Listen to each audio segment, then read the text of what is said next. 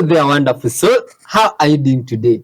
This is that episode where we join hands together with you to spread peace, forgiveness, honesty, and unconditional love to the whole world. Wonderful soul. We do that by reacting together to the type of videos that might be mind blowing, creepy, funny, educative, Christians video, all types of video generally. Even one video there, my friend, that is specifically for you. So kindly watch till the end, hit the subscribe button and help us on our mission here.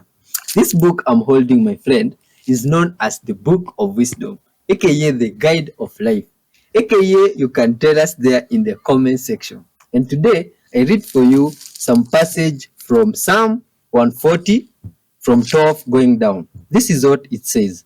I know that the Lord secures justice for the poor and upholds the cause of the needy. Surely the righteous will praise your name, and the upright will live before you. All glory and honor, my friends, to God. Here we acknowledge the Creator as the director and the driver of this show. So together, wonderful soul, let's give thanks to the Creator before we start the reactions. Thank you, wonderful Father, for this marvelous day, Father. Thank you for your kindness and love, dear Lord. Thank you, even Father, for giving me this opportunity, Father, to be together with this wonderful soul of viewers that you created and have helped them to join us today. All glory and honor, Father, belong unto you. Bless them abundantly, Father. You know these viewers' needs, Father, desires, and the burdens that they may have in their hearts or minds. Dear Lord, Father, you are able to set everything right in their lives, Father, and give them victory in all aspects. Be with them, Father. Feed their lives with love, Father, and help us to spread that love to the whole world.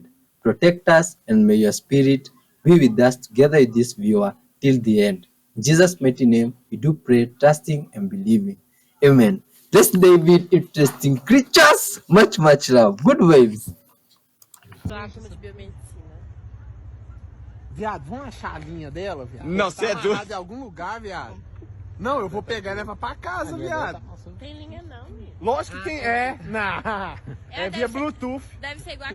Are we about to see the value of gold plummet? Scientists have just discovered naturally occurring bacteria that eats up toxins and poops out 24-karat gold. This research was published in Nature Chemical Biology. The price of gold and the value of gold has been skyrocketing over the past I don't know how many months as people are uncertain about the economy and they're investing more in gold, right? Because it's relatively stable. If this is anything like what happened to the natural diamond industry, they're going to act pretty quickly to try and mass produce gold through bacteria. I think that could have a massive impact on the value of gold. Can I be real for a second? If betrayal was forgivable, then the devil himself would still be sitting next to God. Loyalty is non-negotiable. Yeah, this is an extremely cool fact. As far as we know, wings have only evolved 4 times ever. And by wings, to be fair, I do mean wings capable of flapping powered flight. If you're counting gliders, it's evolved a bunch more times than that, including in snakes, which is super cool, but I digress. First time that wings evolved was in insects between 300 and 350 million years ago. And as far as we know, wings only evolved in insects once. So yes, different insect wings look very different from each other, but they are all descended from a single winged insect ancestor. So for about 100 million years, insects were the only flying animals on Earth, but in that time period, life on Earth nearly went completely extinct. Around 250 million years ago, the end Permian mass extinction took place, and it nearly took out life on Earth, period. It was the worst mass extinction of all time, so bad that modern paleontologists often just call it the Great Dying. Insects made it through. The ancestors of everything else that is alive today made it through. Most things didn't. The Earth is an etch-a-sketch, and sometimes we shake it real hard. And so when life came back in the Triassic period, it came back weird. As life recovered in this blank Triassic world, ecosystems had to kind of form from scratch, and there was a lot of weird selective pressures and a lot of animals adapting into weird new niches that had never existed before. Not just never in their lineages, but like never before. And this is when we get the first flying vertebrates, which approximately means animals with bones, the pterosaurs. apes. This is the group that went on to evolve members like pterodactyl and pteranodon and Quetzalcoatlus. They're not technically dinosaurs, but they were kind of closely related to the true dinosaurs. They and dinosaurs were all in a group called the Avimetatarsalia. Yes, you have to remember that. It'll be on the test. The early evolution of pterosaur flight is really difficult to study, unfortunately, because the thing about evolving to fly is it privileges thin, tiny, light bones that make your whole body lighter and make it easier to get off the ground, and thin, tiny, brittle bones hate to fossilize. They really do not wanna. So when and how and why and where did pterosaurs first take flight? We don't know because the rocks don't want to tell us. Then we shook the Etch-a-Sketch again. There was another mass extinction at the end of the Triassic, and insects made it through and pterosaurs made it through. A lot of things didn't, and in the Jurassic period, which is what followed, some dinosaurs also evolved flight. We call those birds, except maybe it wasn't the birds that first evolved flight in dinosaurs. Maybe flight actually evolved in a larger group of dinosaurs which contained but was not exclusive to the true birds. If this is the case, and a lot of people think it was, Velociraptor and its closest relatives would have been secondarily flightless, like ostriches, descended from flying ancestors. Isn't that cool? All three of these groups made it through the end Jurassic, which is kind of unsurprising. The end Jurassic was a walk in the park compared to most ends of geologic time periods, but then we got bonked by space, and that was a big deal. Pterosaurs did not make it through getting bonked by space. Birds did, insects did, and we're down to 2 flyers again, and then, guess who evolved immediately in the blank ecosystems that we had left over after the end Cretaceous? Right off the bat, you might say. It's them, it's the mouse angels, and those are our 4th flyers. You can become possessed in 3 different ways. One is through mortal sin, as I mentioned, which is about half our caseload. The other half, roughly half, there's a very small percentage of this third kind, but the second kind is when some grave thing has happened to the individual. And so about 50, sometimes a little higher, but 50% of the people that come to us are women who have been molested, psychologically or physically gravely abused. And that's how the demon got his foot in the door. And people say, well, that's not fair. And how does that even happen, they'll say. Well, it's pretty simple. Anytime God gave us dominion over the created reality, and if we use that in a disordered way, we not only is our sin and our action under the domain of Satan, but we take the thing which we have dominion over with us in that process. And so when people act against other people in gravely disordered ways, that's how they can become possessed under certain circumstances. The third kind is one in which they've never done any mortal sin, they haven't done any grave sin, and there's nothing that's been gravely done to it. This is extraordinarily rare. I've only read about these cases. I've never seen them. The one case I have in mind is there was a case in 1932 in Iowa where a woman, a nun, had become possessed. And so the exorcist went to get to the demon to the point where he was trying to figure out, how did you get in? He got the demon to the point where he could finally get the answer out. How did you get in? What sin did she commit? And the demon said she didn't commit any sin. Then what are you doing here? He said, God allowed the possession because there's a sin in the region for which he wants reparation made. So the priest went back in that day. Exposition was, you had to have special permission out. There were 2 times of the year it was permitted. Outside that, you had to have special permission to do it. So he went to the bishop. They set up reparation in the entire diocese. 2 days later, the demon was liberated. The sin was divorce. But it's quite amazing that God came to earth in the form of a man and was sacrificed himself that we may be redeemed. But somehow in England, they make it sound rather boring. What you just witnessed is Russell Brand saying that God came to earth in the form of a man, and how that's actually not boring, it's profound. Russell Brand is saying that Jesus is God. Now, this is extremely important for many reasons. One is Russell Brand is a high-profile figure. He's an actor, he's a comedian, and he's frankly known for his severe drug addiction and sex addiction. But now he's like, yo, Jesus is God. I'm asking for forgiveness for my sins. I'm repenting. And he's like, yo, I love the Bible, been water baptized recently. God is alive, revival is truly happening, and Russell Brand is experiencing the life-transformative work of Jesus Christ.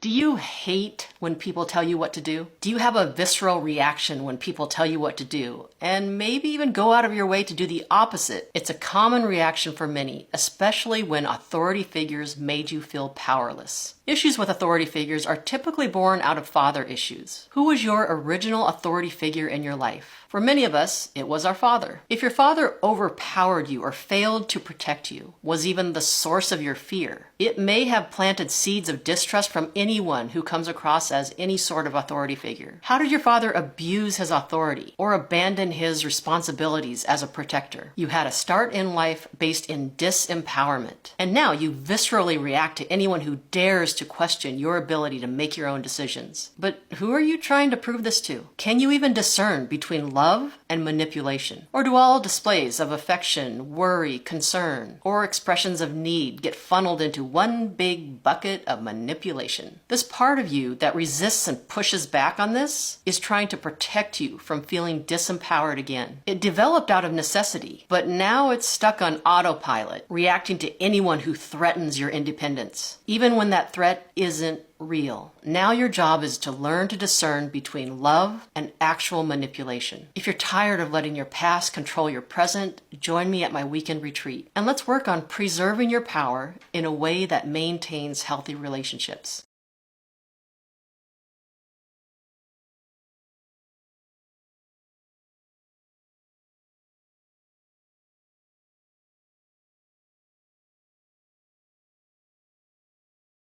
What does a husband need from a wife? This is so misunderstood. Men don't even know how to articulate what they really, really need from their wives. But what it really is, in one word, is receptivity. When a woman receives what her husband is giving, he feels so deeply satisfied, because the truth is, a man doesn't want to take from his wife. He wants to give to her. And the greatest pleasure he has is when whatever it is that he's giving out, she is imbibing, she's absorbing, she's making it her own. That's what a man needs from a wife. Have you ever wondered why we say 11 and 12 instead of 1 teen and 2 teen? Well, it's actually kind of the same thing. Both 11 and 12 contain the Proto-Germanic root leaf, meaning left. So 11 is 1 left over from 10, and 12 is 2 left over from 10. And if you look at the etymology of the suffix teen, it also just means 10. So 13 is 3 more than 10, and 14 is 4 more than 10, and then it keeps going until the bigger multiples of 10 start using the suffix t, which also just meant 10. So far, this is pretty obvious because it's consistent with how counting works in base 10 systems. Every number is represented in relation to how close it is to the nearest 10. But 11 and 12 still stand out because of their different spellings, and that's because English still retains some traces of a quasi-base 12 system that was used in early Germanic languages. In the Old English system, for example, the tens place went to 120, so it basically had the equivalent of 9t, 10t, 11t, and 12t before it started counting normally. The same process still vestigially survives in the ones place, which is why 11 and 12 look a little bit different. They're remnants of another time when the ancestors of the English language were simultaneously using a base 10 and base 12 system.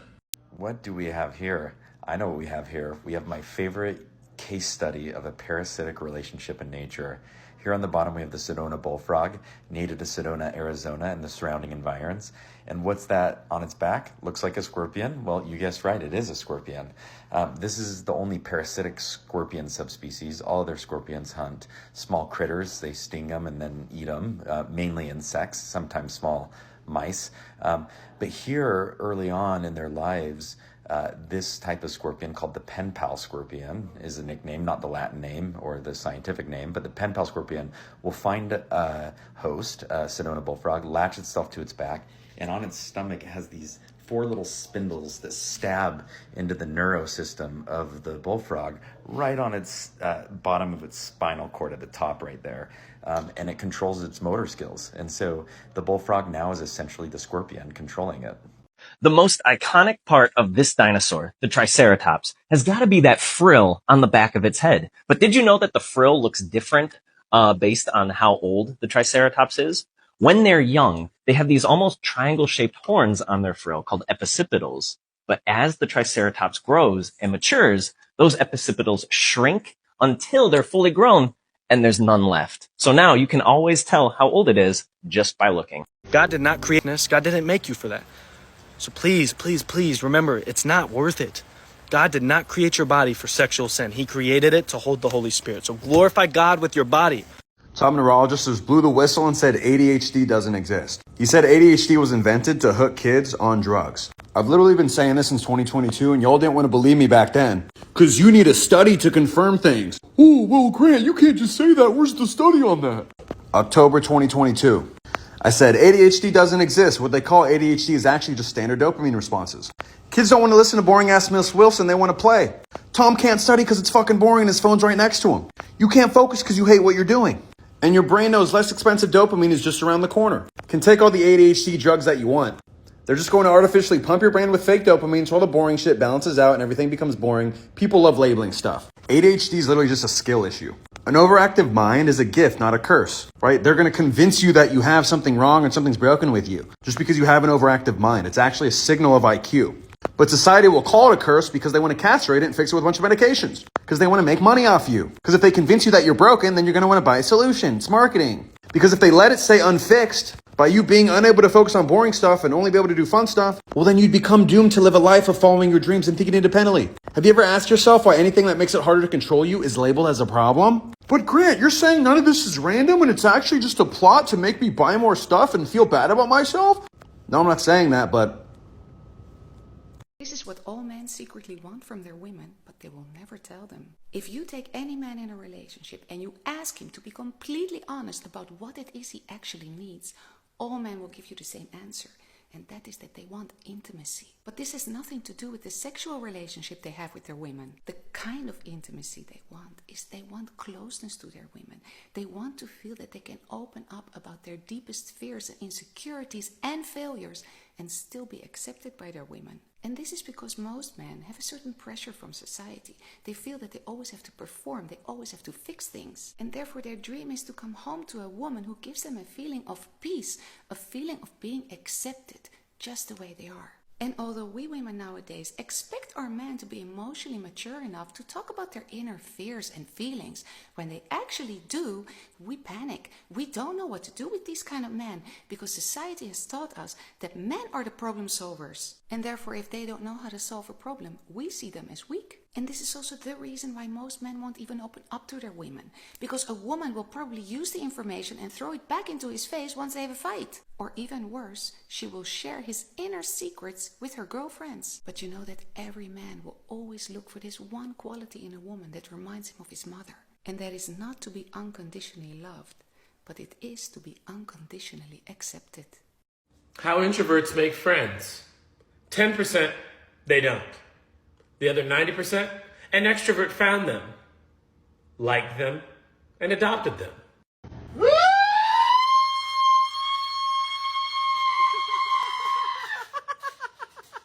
I hate it when I see an older person and then I realize we went to high school together. Oh my god! Look at ghosts. What? English people, how can you explain this? This is If you have children, your main job is to raise your children to be good adults, right? Want to see how you're doing? Watch your child interact with other children. How do they act? How do they respond? Remember, teach your child to be a good person, but also how to be a really good friend to other children. Because it's really sad, but it is extremely true. A lot of children don't go home to a place of love. I made a video about how whenever you step away from a problem for a bit and just focus on something that feels better, a lot of times the solution for that problem will reveal itself, or you'll get more clarity on the solution for it because you stepped away from it. And I was tying that to an old quote from Einstein where he said, "No problem can be solved by the same level of consciousness in which it was created," which basically just means that the energy of a problem and the energy of a solution are so vastly different from one another in terms of frequency or vibration, or however you want to frame that. The idea is that they exist in these different realms that are so far away from one another that you can't be a match to both at the same time. And what happens is we want to just continually linger in the energy of the problem and try to find the solution while we're in the realm of the problem, which doesn't tend to work with us unless we're in alignment in general, right? And so people think that they need to be in alignment on their problem, but really what you want to do is just get into alignment in general, meaning you just want to feel as good as you can, because whenever you're entering that place, you're entering that state of a higher consciousness, of a better feeling consciousness, that's where all the solutions reveal themselves, right? And so the example that I was using in that video, I basically was using a hypothetical where I said, imagine that your big problem is financial and you don't know how you're going to pay your rent. And so you think to yourself that you need to go listen to affirmations about money, or you need to do a money meditation and be like, I am wealthy, I am abundant, blah, blah, blah. But a lot of the times what you're actually doing is you're still lingering in the energy of the problem, and you're trying to hammer your solution into place from there. So you're exacerbating it, you're agitating it, and you're making it worse, right? Now, let's say in that situation, if you're this person, let's say your health is good.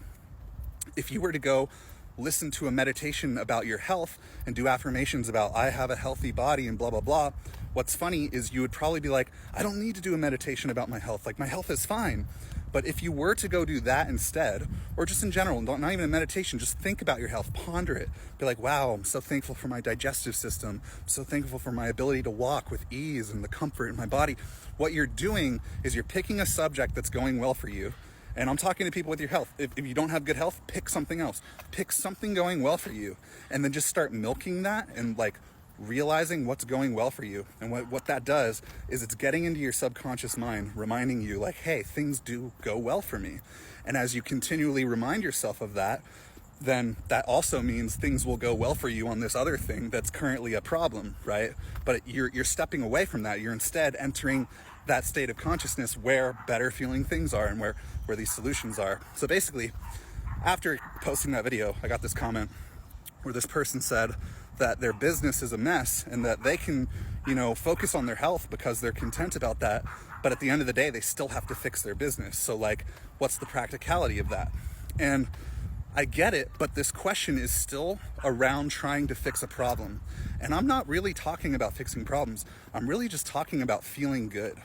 And I'm talking about feeling good because it feels good to feel good. So the way that this question is formed is basically saying like, yeah, I can go feel good and I can do that, but there's still this thing of like, how do I fix the thing? But that's not your job. Like, it's none of our business on how that gets resolved. But of course, we got this little human brain that's like trying to figure it all out. All that you want to do is get into alignment and stay in alignment in general. A lot of people will hear about manifestation or law of attraction or law of assumption, and then they hear about gratitude and the huge role that gratitude and appreciation can play in all of that. And so then they think to themselves, oh, okay, in order to get what I want, I'm just going to feel a bunch of gratitude so that I can get what I want. But that's not the point. If you're trying to conjure the emotions of gratitude and appreciation so you can get something else, you're basically saying, I don't have enough, so let me manufacture a good feeling so I can get more. Really, all you want is to feel gratitude and appreciation because it feels good. All you want is to be in alignment because being in alignment feels so good. The natural byproduct of that, once you get in alignment, is all these amazing manifestations and the solutions coming into place on your problems and the right people at the right time and all that. But that's just sort of the cherry on top. And it's a whole weird paradox because even the way that this question was framed, and like no judgment on it at all, like I totally get it. But the question is kind of saying like, okay, I can go feel good about something, but how does that fix my business? And so what you're trying to do is you're trying to go feel good about something so you can fix this other thing, but that's not the point. The point is to go feel good because it feels good to feel good. And then when you're naturally doing that and you're naturally in a flow, the natural byproduct is going to be those other things coming into place. You could have 10 things in your life and 9 of them could be going really well and 1 of them could be going poorly. And you could put all your focus into that one thing that's going poorly, and those other 9 things will start to fall out of place. And at the same time, you could have 10 things in your life where 9 of them are going terrible, and only 1 thing is going well for you. And you could put all of your time and attention into that one thing that's going well, and those other 9 things will start to come into place, right? It's all about putting your focus on where it feels good, but only doing it because it feels good to feel good.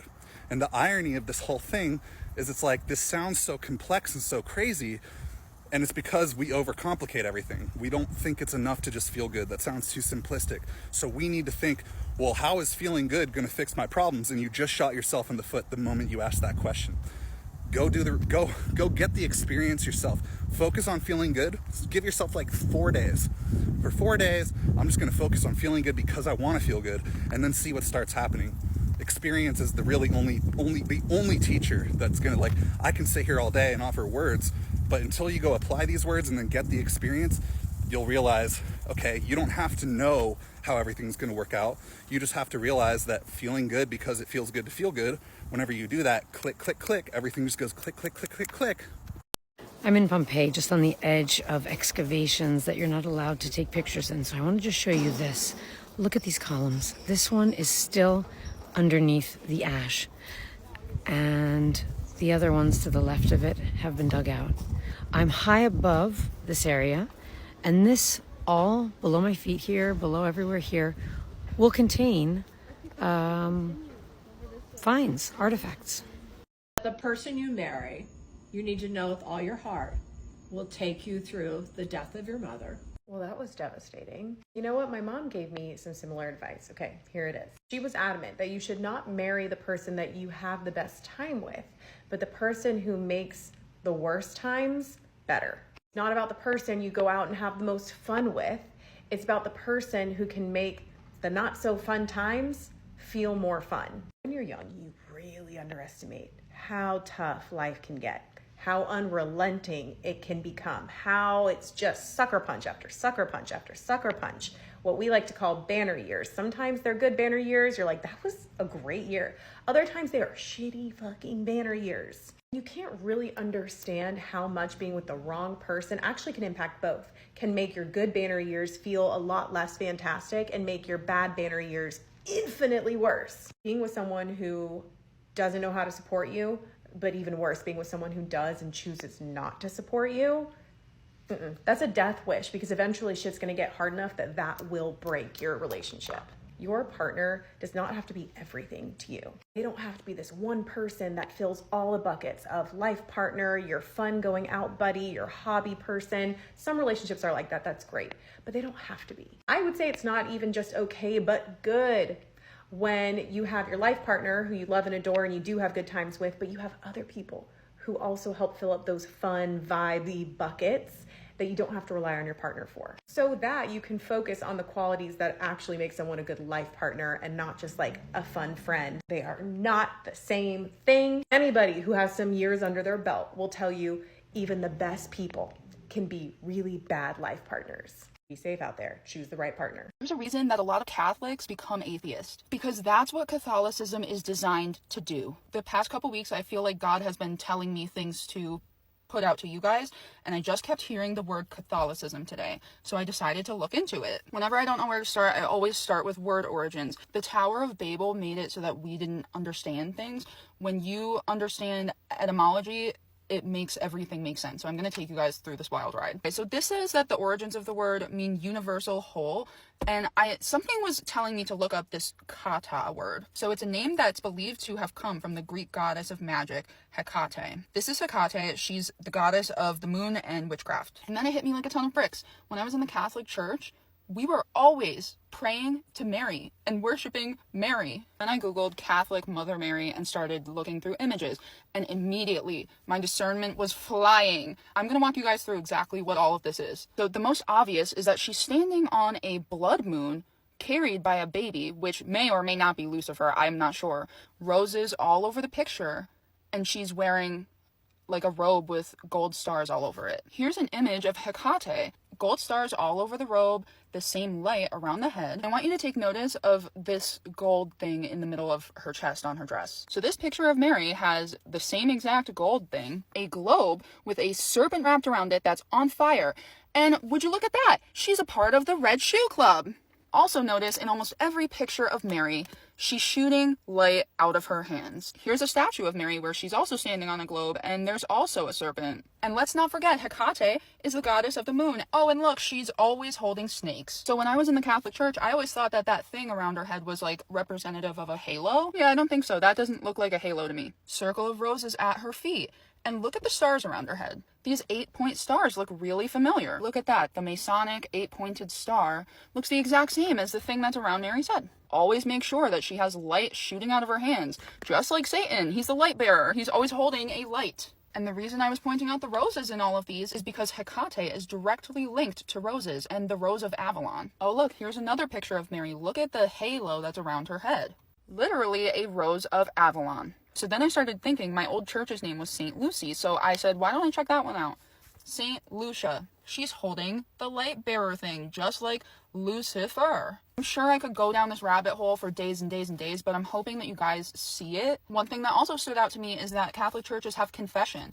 You're supposed to confess to a priest who will then confess to God for you, when God created Jesus to be our mediator and nobody else. The Bible clearly states that. We're directly told multiple times in the Bible that Jesus is how we pray. Why does the Catholic Church have us praying to Mary as if she's Jesus? When I was in the Catholic Church, I knew nothing of God. Now that I'm a new Christian, I am still learning the Bible. When I first picked up a Bible, I had no idea about it, and I was a Catholic my entire life. I believe that Catholicism was created to drive people away from God. That's why you see all of these Catholic priests doing terrible, disgusting things, and so many problems with the Catholic Church. They're designed to give us a bad name. They want people to walk away from God. That's why you see so many atheists that used to be Catholic, because Catholicism did its job. I feel that God put this on my mind to talk about today because there are so many people that truly believe in God and love God that are still within the Catholic Church. Nobody's judging or faulting you for not knowing, but when you find this information out, please leave. Please don't play into the deception and know exactly what you're worshiping. Because after you start to see what you're truly worshiping,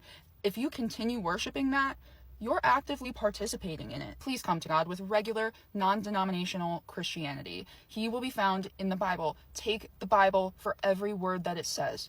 Do not allow these denominational churches to feed you something that isn't there or cut out things that are there. The Bible was written for a reason. This is for entertainment purposes only, and these are strictly my opinions.